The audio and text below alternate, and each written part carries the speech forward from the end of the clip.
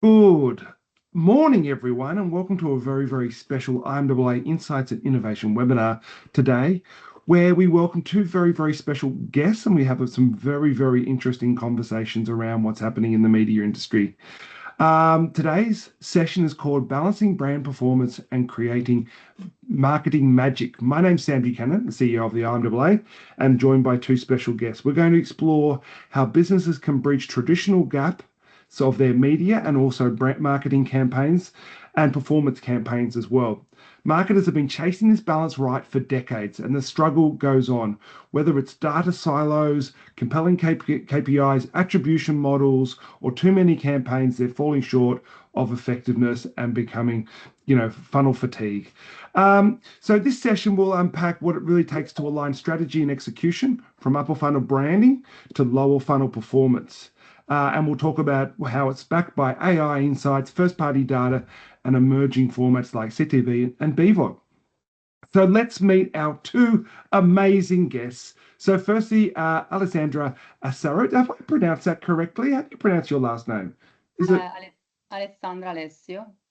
Alessia? It's such a lovely name. It just rolls off the tongue. Alexandria Alessia, who is the APAC Marketing Director of wonderful partners of the IMAA StackAdapt. She's got a tremendous background, many years at Google, now leading StackAdapt's approach to marketing across the strategy across all of APAC, and she's got an extensive experience in B2B marketing as well.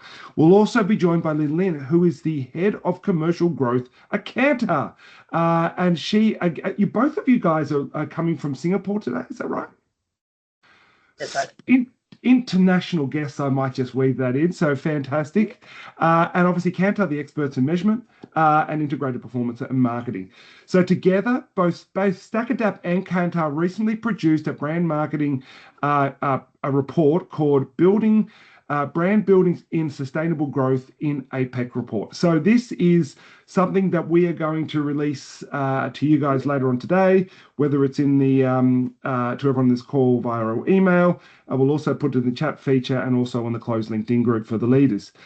So welcome both. And let's start with the obvious. Despite all the MarTech advances out there, conversion still remains a tough nut to crack. Alessandra, why do you think this is? Well, thank you so much, Sam, and it's lovely to be here. So here's the paradox. Marketeers in APAC are nowadays drowning in data and tools, but at the same time, real growth still remains out of reach. And the issue here usually comes down to allocation. Performance spend normally dominates, but this often happens at the cost of building future demand. And because brand is really hard to quantify, it then struggles to get the investment. But the truth is, investing in brand has never been more important. In APAC specifically, we have seen that the imbalance is very clear. In our most recent study with Kantar, we saw that just last year, 49% of marketeers increased performance spend, but only 28 increased brand investment, which really means that too many campaigns are still optimized for the quarter and not for the long-term growth.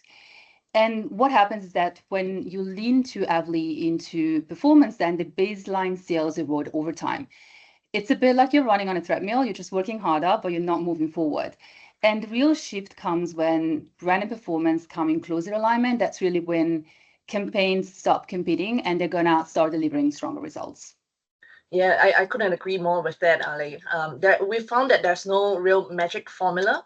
And what we have found is that marketers must really deliberately course correct and find a balance that works for them.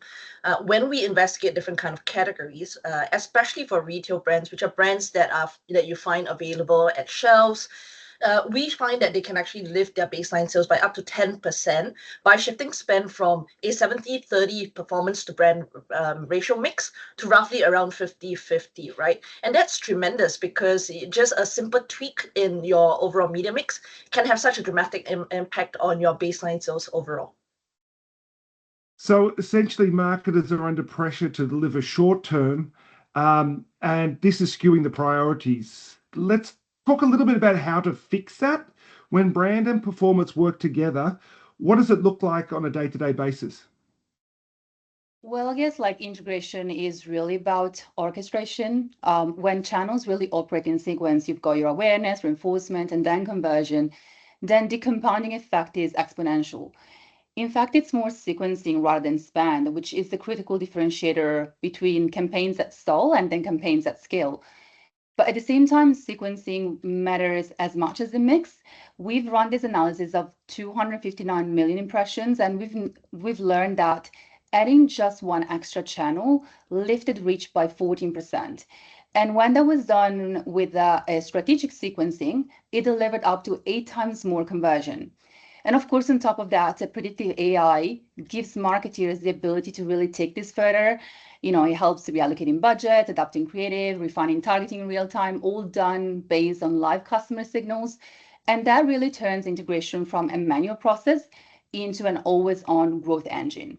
And with marketers focus on incremental gains, leaning so much into AI really gives them an advantage which they never had before. Yeah. And I'll say, for brand and performance to work together optimally, my advice is really not to just look at the here and now. Now, of course, the devil's in the details. As agency partners, sometimes we don't have full control over what clients are eventually looking at. But the important message to deliver here is you really got to be thinking about measuring your ROAS beyond the in-flight campaign airtime itself and extend it out across multiple time scales, right? Whether you're doing it before to actually do like a comparison on a pre-post or looking at the effects after the campaign has ran, in order for you to not just overvalue your short-term outcomes, but also to avoid misattributing the impact, right? So when you include long-term brand impact in your measurement, we find that it gives a better picture of overall returns. Building equity on top of performance delivers stronger overall ROI, and it influences not just current buyers but also future buyers. So you're really greasing the machine and not just pumping out stuff in the short term, even if that full effect takes a bit of time to show. And to make this work, you also really need smarter management. Too often we find that ROI is tied only to campaign windows, and therefore you are really shortchanging yourself.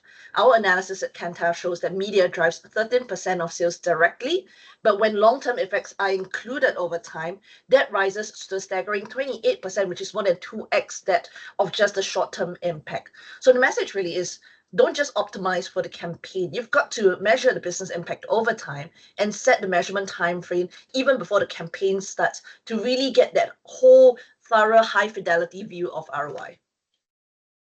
Amazing. Let's zoom in a little bit, unpack some of that a little bit as well.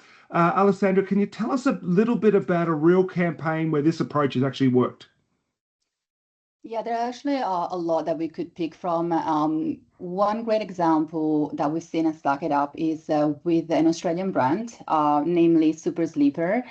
They actually started with like native and display retargeting. It was effective, but very narrow.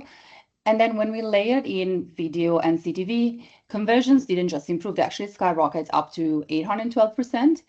And the Super Sleeper case was not just about throwing additional budget and media. It was very much about that precision sequencing across the funnel, which I've mentioned before. And that's ultimately the level of orchestrations that APAC marketeers need if they want outsized returns without having to upsize the spend. There is actually another example which shows more the value of refining the campaign measurement. This is a hospitality brand in Asia that we worked with. The brand decided to track cost per visit and not just cost per reach. And while cost per reach, reach costs were slightly higher, the visit cost actually exceeded target by 202%, which again showed us that they were ultimately on the right track with their tactics. So the overall lesson is very simple. Like omni-channel success is not just about being everywhere. It's just more about being in the right place at the right time with that correct sequencing. Yeah, and I think I'll add on to that from a Kantar point of view, right? We know brand equity really well. So when you then take what Ali said, and you start to connect that to brand equity. And what we mean by brand equity is not just your standard metrics like awareness through to even brand used most often or loyalty. It's really across the whole suite. Then the effect starts to compound, right? Even a metric like awareness, it doesn't translate well into a business metric unless you talk about new users acquired or new users that are dormant, that are waiting to be activated. So for example, if we just take one statistic, right, like buyers with high brand affinity, in our experience, when we just look at the indicator of repeat purchases, those that have high brand affinity have double the repeat purchase rates compared to those with low affinity for your brand. And that loyalty has a multiplier effect. It actually multiplies the impact of every campaign over time. So it's definitely one of those things where the halo impact starts to accumulate over time, and therefore shoots off onto some of your other brands as well. Amazing.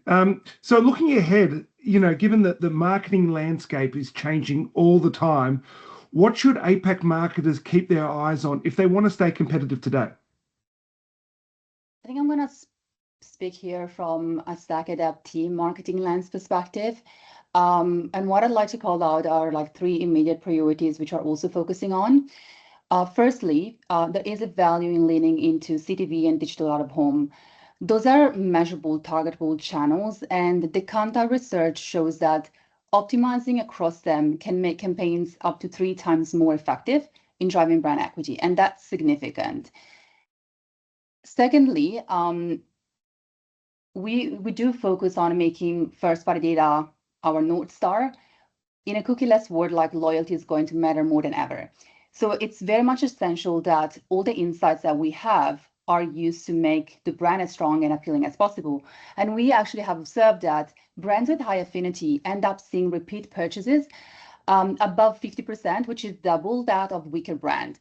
And that's ultimately equity that you have to build. It's not something that you can buy. And lastly, AI, everyone is using it. It's not going to differentiate you. It's part of every marketer's toolkit.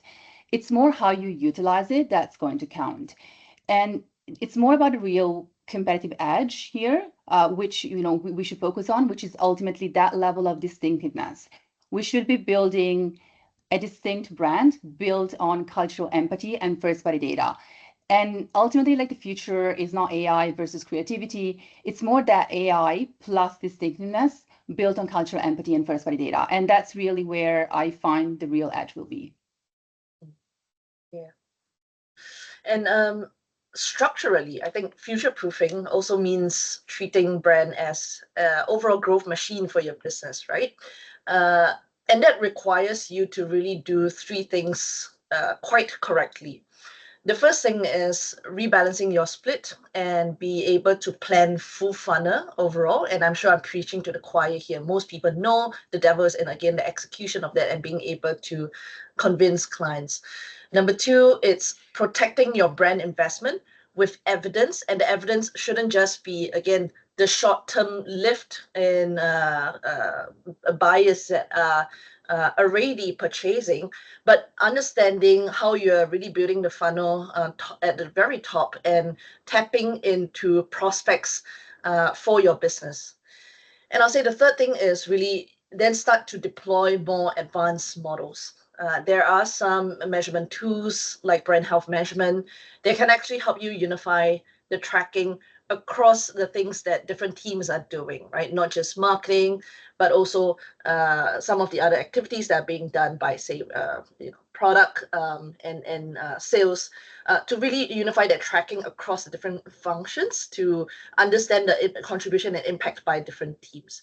And just so it's clear that this is not just the role of the client, agencies can also play a role here, right? Because we are typically the ones that are closest to the data, and we've got that view across different clients to take best practices from one client to another. So the role of the agency is really to help clients broaden their perspective and connect the dots across the different teams as well as across the different timelines overall. Amazing. And I think that's great advice. Treating your brand like a growth engine is really, really helpful. We've talked about strategy and execution, but let's bring it back to business case studies. The StackAdapt and Kantar report shows even small gains in brand equity can deliver financial returns. Lynn, what is the commercial argument for brand investment right now? And it's been I guess, an ongoing argument in the media industry for so many years, brands versus performance. But what is the argument right now for brand investment? Yeah, no, that's a really good question, Sam. So we have got to agree on the fundamental assumption that no business executive is going to be short-termed in the way they see how their business is going to live on, right? Now, of course, the pressures are focused on in-year, sometimes even quarterly type of returns, but we've got to agree that no business wants to be just here for the quarter, right? So the dilemma comes from we then need to be able to speak in a way that executives understand and to create a financial case for investing in brand. Because if you're always going to be talking about metrics and media metrics or vanity metrics that people don't understand, that's where you start to see a divergence in the way that executives see marketing teams and therefore the kind of commercial investments that are going to go into brand investment. And I'll just give you an example. One of the things that we look at Kantar is really how does brand equity link to things that are tangible like revenue growth, shareholder value. And one statistic that you should absolutely take away from today's call is that just a 4% increase in brand equity, and this is uncovered by Kantar data across a number of different clients over a multi-year period, 4% increase in brand equity can deliver up to 1.7% annual revenue growth. And just think about that in terms of a business that is multi-million, if not multi-billion in nature. That 1.7% is a tremendous amount of money to start bringing in for the business, right? And that 4% increase in brand equity doesn't have to come at the expense of way too much. It's just that consistent brand building effort over time. And not only that, it actually can deliver shareholder value ROI of up to 8.7x as well. And I think that's something that is very demonstrably powerful to executives because you start to speak at the same language. The other thing that we look at is even if you're not punching at executive level, right? You want to be able to tangibly prove that marketing can actually move other levers that are important to the business as well. Let's come a bit closer to home and let's look at something like price. In our research, we find that strong brands, they actually command a 14% price premium over others. And they start to enjoy the benefits of people being more loyal, which then again creates that virtuous wheel of people pay more and they're also loyal to you, right? So it's a really positive effect of them being with you in the business and also paying more. And again, echoing what Ale said, right? The repeat purchase rates are almost twice as high as those with weak affinity. So the case for brand equity is clear. There is both improved marketing effectiveness as well as elevated ROI. And that's the language that boards, CFOs, executives respond most well to. Yeah, I think Lynn has already summed it up really well here. There are some major bottom line benefits for businesses that invest in brand as well as performance. But I also must admit and take a moment to acknowledge that this can be a hard sell internally sometimes. And for marketeers, being able to demonstrate this to senior management, it's definitely an important thing. So considering things like brand lead studies, not just for how you present your case externally, but also how you actually sell internally a shift of priorities to the organization. Great advice, Alessandra. So we're running out of time rapidly, but we've got a few more questions to go through. What is the one takeaway you would like people to remember from today? Well, here's mine. Strong brands multiply results. In APAC, all the evidence shows that performance currently dominates. That's clearly what we're seeing. But the evidence, everything we've discussed, is very undeniable. Strong brands deliver 9 times more volume. So if we treat brand investment as just a nice to have, then growth is not going to collapse over time, like overnight, but it's going to slowly bleed out over time. Instead, we should be treating brand investment more as a fuel, and that's how you're going to start compounding results rather than having to chase them. Yeah, and if I had one takeaway to add to that as well, look, Kantar as a business is heavily tied to the word brand. Our abilities to survive over the number of years that we've existed, and our ability to survive into the future as well, has got to be in the power of brand. We genuinely believe it. We have a tool that's called Brand Z that really tracks how brands perform over time, and we've just reached the 20-year anniversary of that. But what's really powerful about something like a Brand Z and why we're able to sustain our existence into the future is because we have something that's called a meaningfully different framework. And essentially, we boil the ability of a brand to thrive and to be able to succeed into the future into just three things: how meaningful you are, how different you are, and how salient you are in the minds of consumers. And what we've found over the course of the many years that we've run brand research is there are just two metrics to really focus on if you do not care about anything else, and that's meaningful difference. Because brands that are meaningfully different, they can actually command almost 5 times the penetration that they have today, and they have a clear advantage to grow into the future as well. But not only that, the metric that I've just talked about is something that we call demand power, but we also have something that's called pricing power, and we look at how MDS fuels these two things. And pricing power is the ability to just charge more because consumers see you as being worth more as a brand overall, and I'm willing to be able to pay to match that perceived value that your brand is giving me. So put simply, and this is the Kantar point of view, but I think it really should be all of our point of view as marketers. Brand equity is not a nice to have. It is a must have, and is the foundation for long-term profitability, and we've got to be able to safeguard that. Fantastic. And one final question for you both. We'll start with you, Alexandra. Give us your quick predictions for 2026. I know StackAdapt, I've seen the past, are very, very good at their predictions and what's coming. So what's coming ahead of us? Well, first of all, it's already Q4 and 2026 is just behind the corner. But I can anticipate like 3 focus areas which are going to shape very much marketing in the region. The first one is really the use of measurement as proof of values. CMOs are going to need to prove how brand and performance ladder into that sort of one growth story, or they're going to risk budget cuts. And so going back to what we discussed earlier, the more marketeers can actually do to promote this narrative, the better. The second one is like channels like CTV or digital out of home should be used as performance channels. They are going to be measured on ROI, just like search and social. And early adopters are going to dominate the share of voice. At the same time, it's important that marketers need to be careful not to lose sight of the fact that those are still brilliant channels for brand building. And just because we can measure more, it doesn't mean that we lose sight of what the channels do for brands. And the third one is probably a focus on simplification and orchestration. Platforms which can be very straightforward, which allow that sort of end-to-end orchestrations of campaigns, will be in higher demand. We all know here, digital landscape is going to become more complex. Marketers, are already trying now and are going to strive to do more with less. And so finding those partners that can make your life easier is going to be more crucial than ever. So those savvy marketers are going to be the ones that are going to be leaving away those Frankenstacks and aiming to consolidate with all-in-one AI power solutions.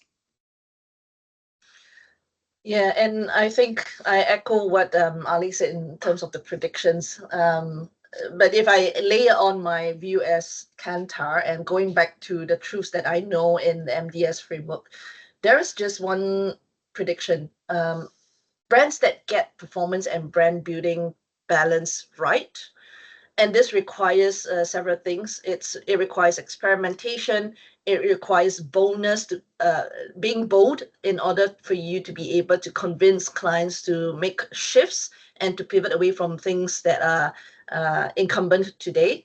If you're able to do that, you will start to prosper. You will start to see the benefits and returns being reaped. Again, I go back to our meaningfully different framework. We found that really balancing that full marketing mix, and the stat that I quoted at the very start, which is just shifting it from 70-30 to 50 and 50, delivers a higher baseline ROI of 10%. Baseline ROI really is about your money that just rolls in without you being able to pump in further marketing, right? It is the positive effects of your brand just being present on shelves and people connecting it in their minds to value. And it's not something that you have to, invest that much more money in. And therefore, it's very, very powerful if you're able to prove that, again, just shifting that mix will be able to result in that bump in baseline sales. But not only that, when you start to integrate your end-to-end creative and media programs to really achieve that full marketing mix effect, your campaign ROI can be boosted by up to 40% overall. And that's, again, very powerful, right? Because one is you're shying away from just talking about vanity metrics to really even things like ROI, but being able to deliver up by 40% by just having that integration, in my perspective, as an agency marketer myself, it's really, really powerful. Amazing. Some really interesting and big numbers in there, guys. So very, very powerful. All of this information and more can be found in the Brand Building for Sustainable Growth APAC report, brought to you by StackAdapt and Kantar. So we'll make sure that is circulated around to everyone. Thank you guys for joining us. Please thank our wonderful guest, Alessandro Asado, and also Lin Lim as well for joining us all the way from Singapore. It's been a fascinating chat. Thank you, everyone, and we'll see you next week. Thank you.